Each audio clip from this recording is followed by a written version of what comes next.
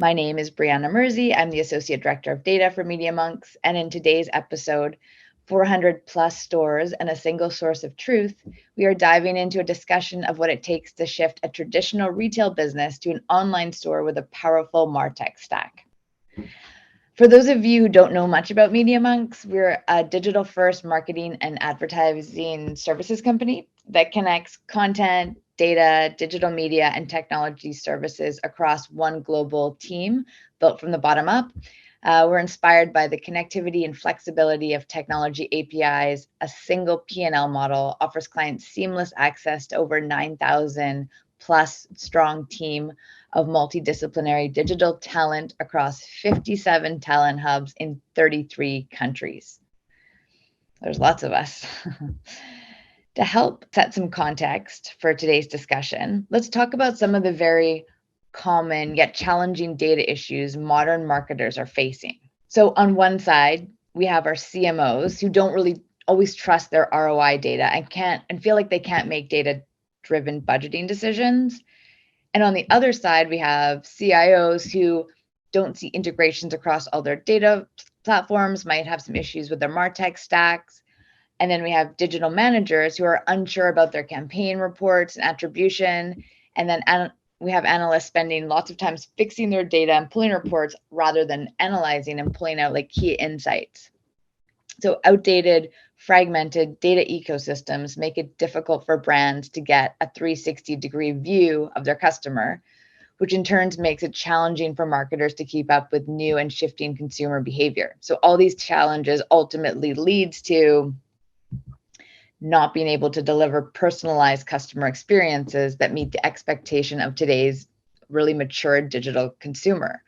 So as new consumer habits emerge, marketers need to be able to pivot with these times. So having a cohesive data engine sets the stage for advanced analytic capabilities like cloud computing, machine learning, AI, predictive modeling that'll power the next era of digital marketing. This brings me to our speakers today who know a lot about what it takes to transform a traditional retail business to a modern data stack that enables enhanced customer experiences. I'm very happy to introduce Marc Laurent-Atthalin and Zamira Khamidova, who work closely together to unify Reitmans' data strategy and transform its marketing stack. So starting with Marc, would you both take a moment to share a little bit about yourselves, your background, and your current responsibilities? Sure. Thank you, Brianna, and good afternoon, everyone. Thanks for the invitation. It's great to be here. So I specialize in data analytics and media. I've been around for the past 15 years or so, working in consultancy, then agency, and now client or retailer side, and focusing mostly on digital growth and transformation, data, media, and analytics. I am currently Vice President, Data and Digital Media for Reitmans Canada Limited, who's a Canadian fashion retailer that operates 3 banners, Reitmans, RW&Co, and Penn, with over 400 stores and almost a century of existence, where I lead different areas with an integrated team, such as digital media, data, BI, front-end, UX, and marketing automation, just to name a few. So my role in a nutshell is, on the one hand, to drive the data roadmap and deliver data and analytics solutions to help create a great customer experience, and to empower our employees and to enable operations and activations to kind of accelerate our transformation. And on the other hand, it's really to define and execute on the digital media strategy for brands. So all the strategic planning and operations for multiple channels and practices in key areas like advertising and email, and also on our websites through personalization and CRO, for instance. So that's a large scope, but having an integrated team managing kind of the end-to-end life cycle of data from collection and transformation to analytics and activation really helps us being more agile, iterating faster, developing the team expertise, and also getting results. So it's a challenging but very exciting and rewarding mandate. Yes. Aside from that, I'm also a lecturer in digital analytics at university in my spare time. And happy to be here, and I look forward to our discussion today. You are a busy man. Zamira, do you want to go ahead? Hi, everyone. I'm Zamira. I'm Director of Data here at North America. I'm based of Toronto, and we work closely with Reitmans team on a few interesting and challenging use cases here, which we're about to discuss.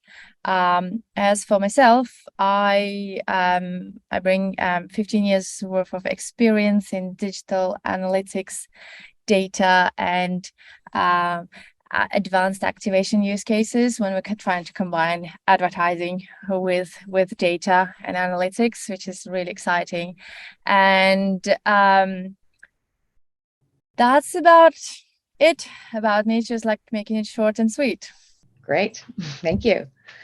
Awesome. So we're going to jump into some questions for you guys. So Marc, first one for you. So what are the current challenges for a fashion retailer with over 400 brick and mortar stores in switching to measuring your customer journey and delivering like a really great customer experience? Sure. So there are many challenges. We could go on and on for hours, and I think you mentioned some of them in the previous slides, but I'll just name a few that I believe are the more important ones in the context of today's conversations. So first, with regards to the measurement piece, we do have a fragmented technology ecosystem, right, with multiple sources of truth that each kind of report behavioral data and performance in their own specific way, which poses issues when it comes to marketing attribution, building a 360 view of the customer, and even to some extent data trust, right? Another one is the fact that we, as a multi-brand company with over 400 stores, we do have many data points to integrate, to model, and to run analytics on to get to that view of the customer, which is also very complex. There's also the identity component, right? Each of those systems or marketing technology or ad tech vendor that we deal with has its own identity layer or identity graph, and that kind of resolution is a constraint when that we have to manage and that we need to deal with. And also, some of the tech editors' recent updates with regards to privacy, for instance, like iOS and the third-party cookies deprecation, they definitely have an impact on measurement. And I would say that this impact is twofold, because on the one hand, it impacts our ability to measure accurately behavioral information because there is less data available that we can stitch together. And also it impacts our ability to do advertising to ID'd audiences, right? Because there's less customers that are being matched. So those are kind of challenges that we have to deal with. Now, when it comes to the customer experience, I think there's been kind of a behavior shift in the past couple of years, mainly from, for us, which were mainly a bricks and mortar business, to a business that was fully digital, then mostly digital, and now it's rebalanced. But with all this volume of data and the behavior pattern that we need to deal with, understand, and accurately measure in the customer journey. Also, as we've been operating for many decades, I was mentioning that the company is almost 100-year-old. We deal with a lot of technical debt, right, which poses challenges when it comes to speed and scalability for some of the real-time activation use cases and customer moments that we want to deliver. So, for instance, when you think about an on-site personalization based on a recent cross-channel or store behavior, or even like a customer care interaction with the customer, where you want to, once you have identified, you want to be able to get access to recommendations on the spot. For a better experience. Those are things that are challenging just by nature, by having that technical debt. And there's also like the integration of the data platform with marketing technology for activation purpose, right? There's a disconnect or a lack of capabilities for us to bridge the analytics system to the operational ones. So sometimes it can be hard to translate our analysis, our findings, our models into actionable and automated customer-facing experiences. So those are like the main challenges that come that are top of mind for us right now. There are many others, but I would say that those are the most important ones. Most important ones, yeah. And so you've talked about privacy and switching to online and offline and following customer behavior. So how do you approach these challenges, and like how did you determine the path forward for you and your team? Right. So it is a challenging question as well. It's not hard to find answers to all of that, but I would say that we've had a very pragmatic approach that was outcomes based, where we also define what we're trying to achieve and how to get there. So I would say that process is starting with, analysis and stakeholder interviews to understand, in every function of the business, in every area, what are the key challenges, understand the requirements, and also kind of advise them too on potential low-hanging fruit that we would have found based on kind of our analysis. And also looking at the existing data and friction points, all the gaps, all the opportunities we could find in the journey through, digital analytics, voice of the customer, and also advertising. So just to name a few sources that are very valuable in this exercise. We also run a couple of, maturity assessments to understand where we are in order to, and where we need to get in order to achieve our strategy and kind of the next steps or the path to get there. And so from there, we formulated kind of, data and analytics objectives against key business objectives. That point is very important because that's one, key success factor. So for example, one of our business objectives is to drive growth and profitability. So how do we translate that to a DNA objective? Well, we would have achieving that by developing that consolidated view, 360 view of our data assets to be able to generate insights that help with the decision making in determining the next action and eventually drive more engagement and conversion, right? So we did that with kind of all of the main business objectives like customer experience improvement, operational efficiency, and also kind of developing and fostering kind of that data culture internally. And after we did that, we essentially built a roadmap. And that roadmap was articulated around several components, including building a data platform where we centralized and integrated all our assets and built models for BI, analytics, and activation purpose. We built a composable data stacks for more agility versus like a monolithic data platform. We also build an activation layer with all the data pipelines to enable kind of all those marketing use cases that we identified and that we prioritized. We upgraded our collection systems to capture all of the data points. One of the projects we've been working on with Media.Monks was an upgrade to GA4, which is for us a way also to revisit our data layer on the website that was built a long time ago and doesn't necessarily reflect what we want to track in terms of interaction and behavior. And also, for the tech regulations and third-party cookies deprecation and all of that is also upgrading kind of our first-party data collection mechanisms, right? We want to be less reliant on third-party identifiers because we want to be able to measure more accurately. So listing and deploying tactics to get there is also something that we've been focused on in order to create a more logged-in environment. And so doing that has really helped us articulating a roadmap that was focused on, capabilities, on processes, on use case, and on culture. And that's kind of the path we determined to address those challenges. Okay, great. So it sounds like you outlined with your stakeholder interviews, your sort of objectives, your business objectives. You guys were able to align and work towards that. Zamira, from your side, what were the milestones that your team had to achieve to enable this project was successful? I think it's very similar to what you just mentioned, Brianna, stakeholder interviews and understanding what we have, what data sources we have, doing the really thorough data assessment in the first place, just to make sure we have the quality and we understand the data sources that we're working with, and then trying different models there. And it's hugely important collaboration with the client and working as a more like an extension of a team rather than just a project team relationship. Because there are when it comes to data, there are lots of questions on the context, especially when it comes to historical data. So it was important for us to have two-way communication on the changes or data modeling that we worked on, making sure that we hear back and get the prompt responses for any questions that we might have. So that was the biggest part of the data prep. Essentially, that's the biggest part of the project. And then further collaboration. Then just to make sure on ongoing midpoint check-ins and see how we're progressing with the training of the model, and then trying it on a pilot, ideally on a small size data set.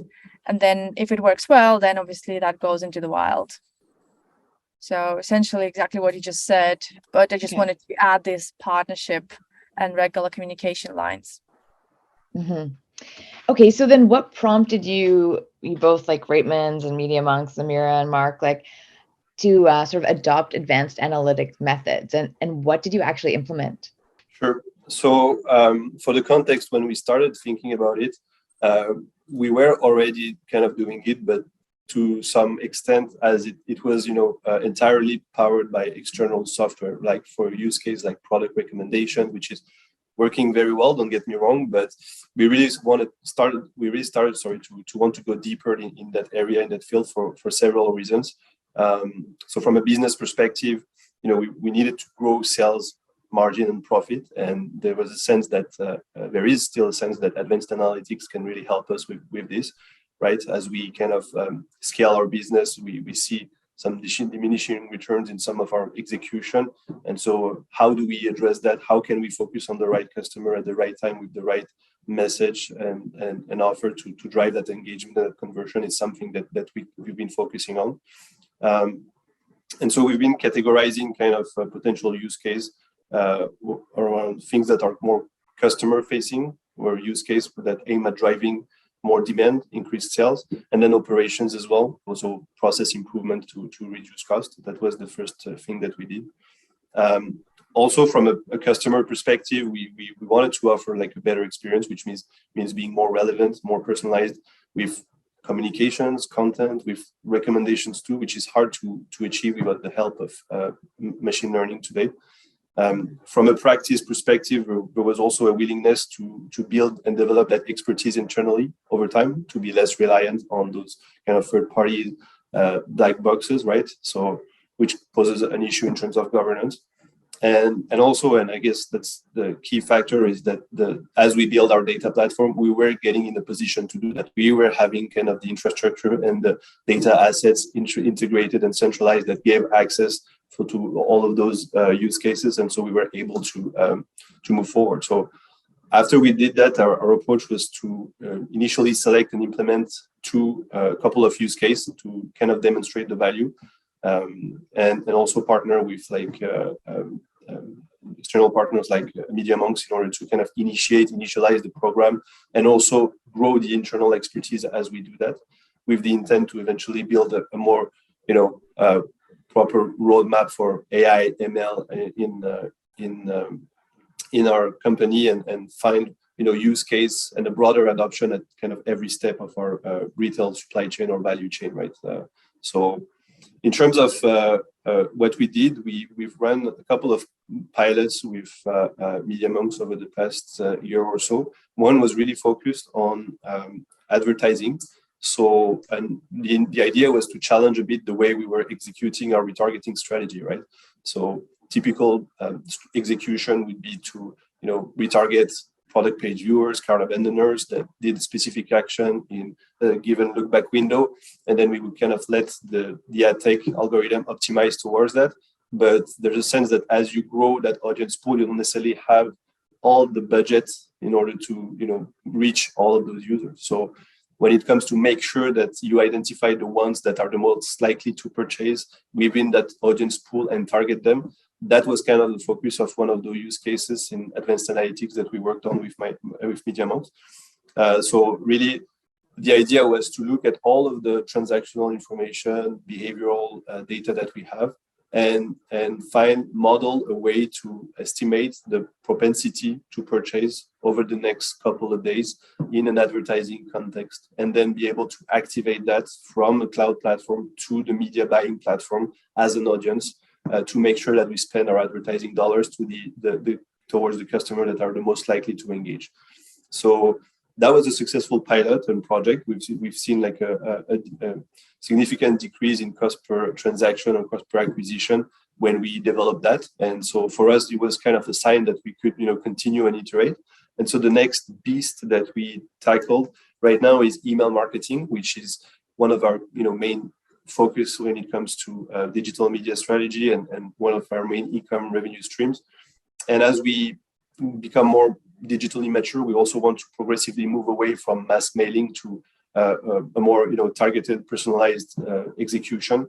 So the idea was to also apply a layer of propensity scoring, but this time to determine also the likelihood to purchase, but over like a longer period of time, the next 2 weeks, let's say, and with an execution that was specifically around email. So determining whether we want to trigger and send the regular email sent to that user, or just focus on sending that email at the right time when we believe that the customer is the most likely to engage and eventually purchase. So those are kind of the two main pilots that are demand driven that we've been focusing on, and so far it's been very promising.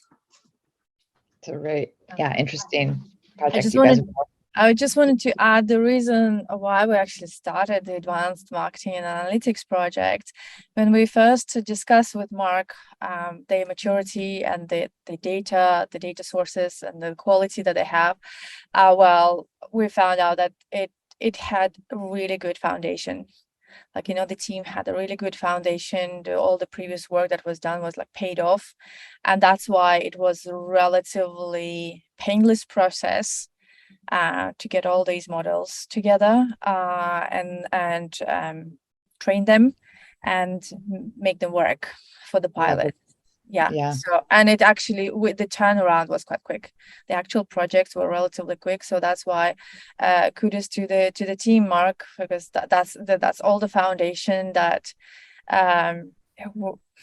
that I'm pretty sure you spent sleepless nights on this, but that's essentially a great way of like the great result outcome of using this data for activation and improvement on the revenue and margins.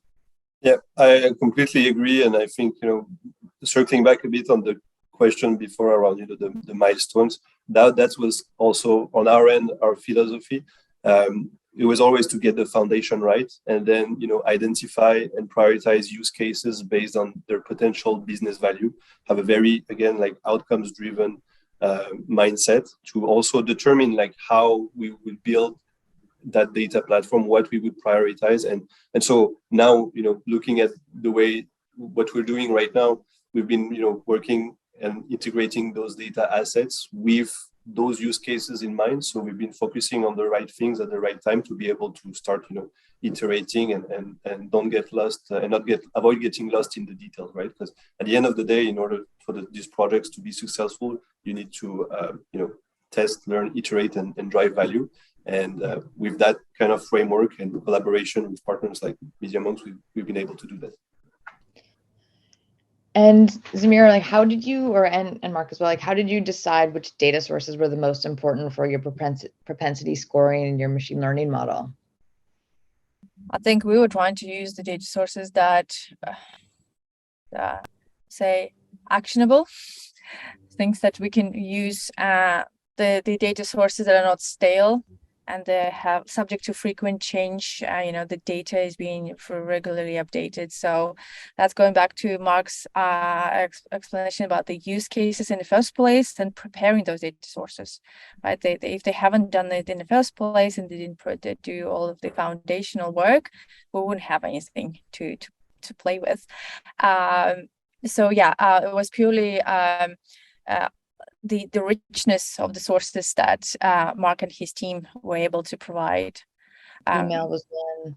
The two main ones that we worked with really closely was the CRM data, Google Analytics data being quite an important data source in our case, because all of the site behavior and interactions were stored there.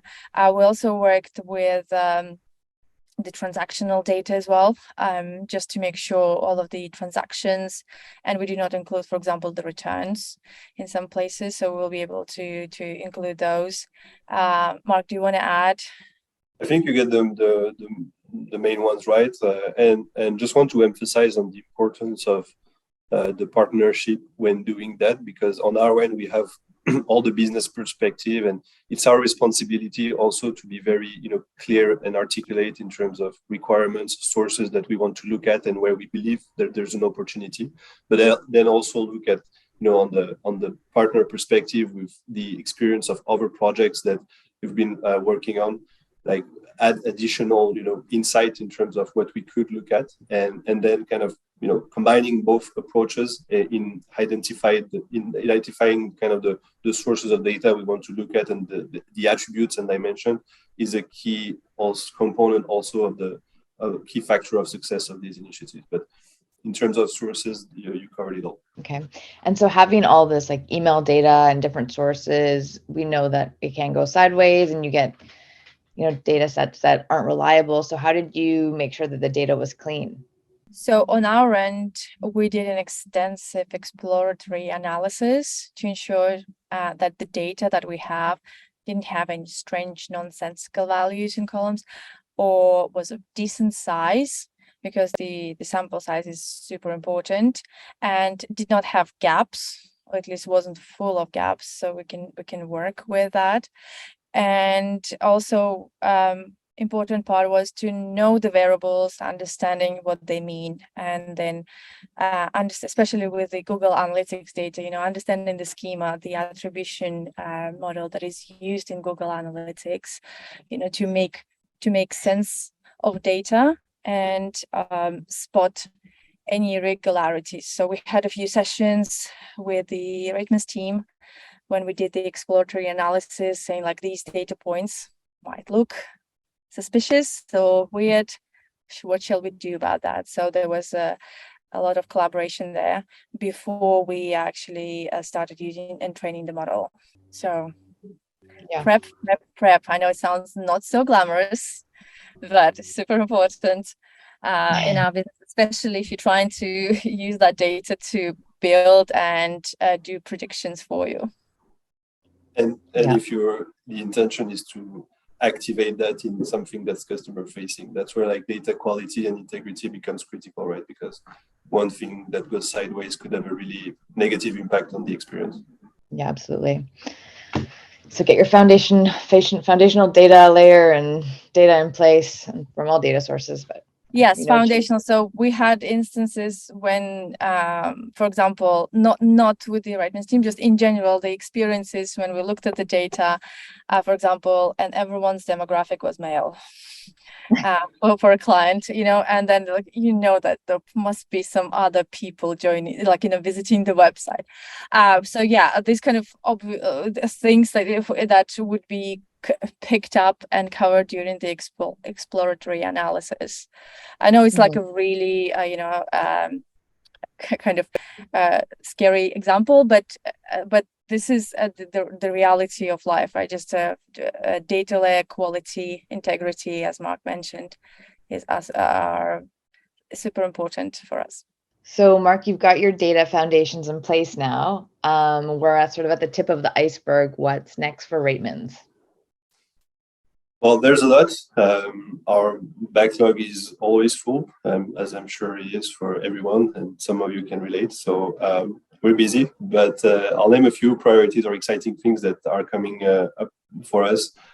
So we're set to launch our marketplace for all of our brands in the next couple of months on our websites, which, from a data and analytics perspective, will create a lot of new data and a lot of new opportunities for acquisition, cross-shopping, and also eventually activation towards customer engagement and loyalty. So that's a very exciting one.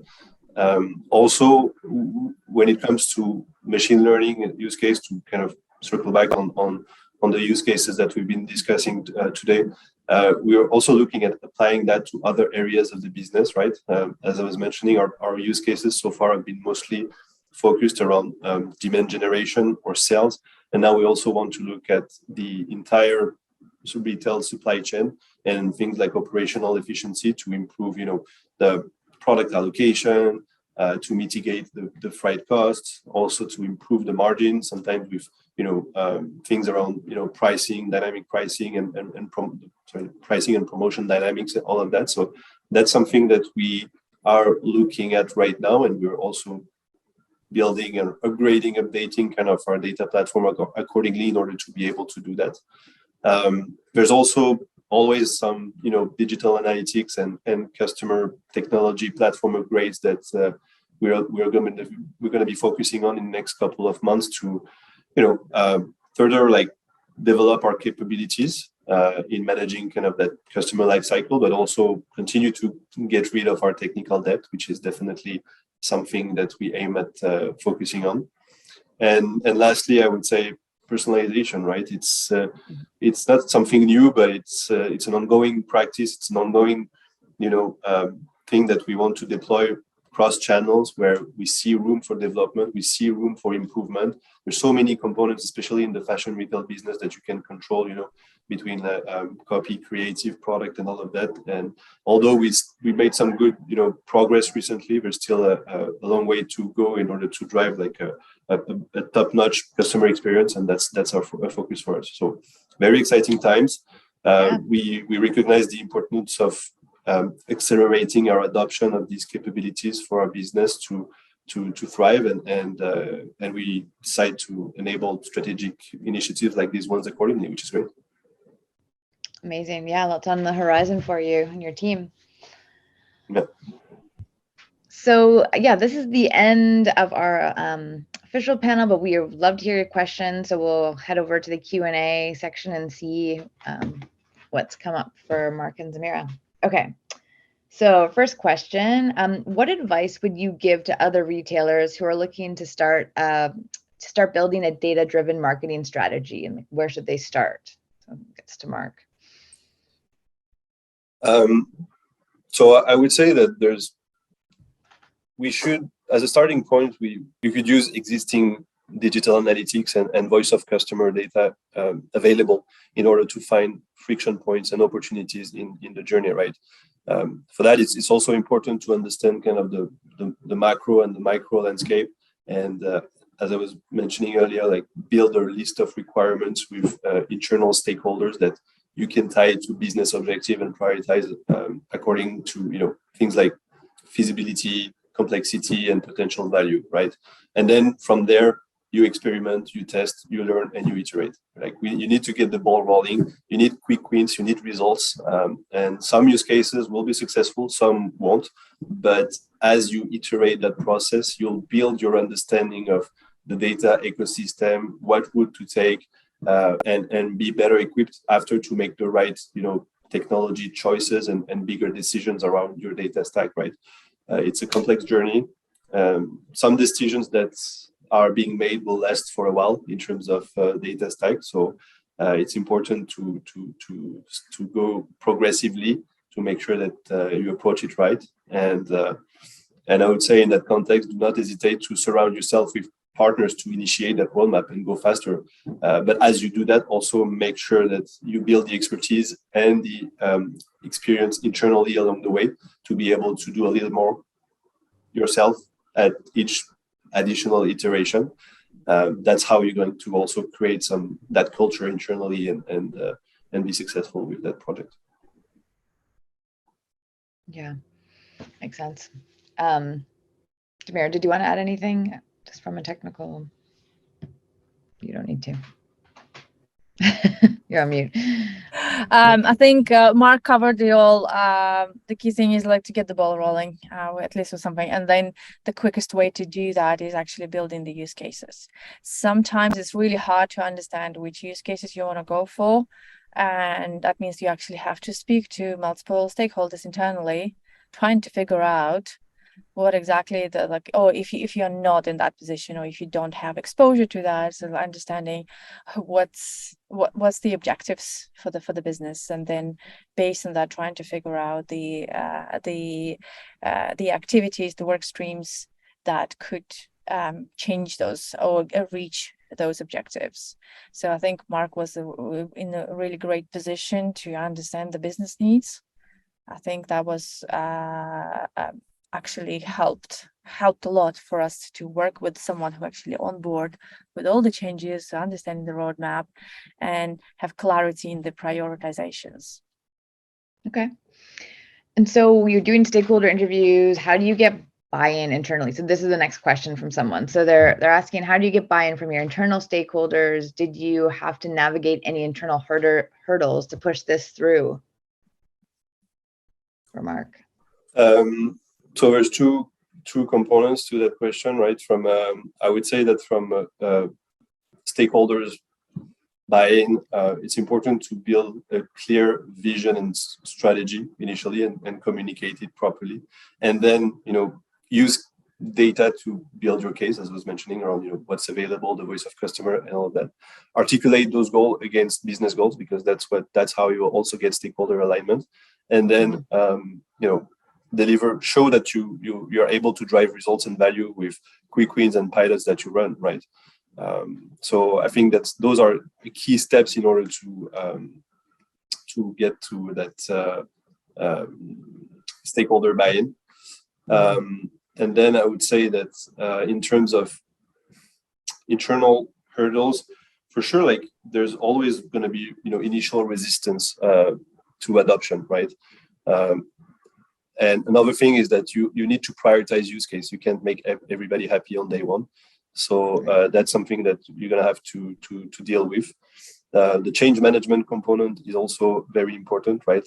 As you build the data platform, you introduce a new software, a new system, a new source of truth that eventually you also want your business users and corporate groups to be using. So understanding kind of the different levels of expertise with data, depending on the users, right? Some will be like more consumers, some will be like using self-serve, some will be like power users running their own analytics, and kind of building sandbox and solutions accordingly. It's going to help also with the change management and building the processes for that, right? It's important to have that agile, iterative process that I was mentioning, but you need to drive that change. You need to build those processes and improve them over time. So definitely something that is a hurdle. It's something that you can overcome, but that you need to be mindful of.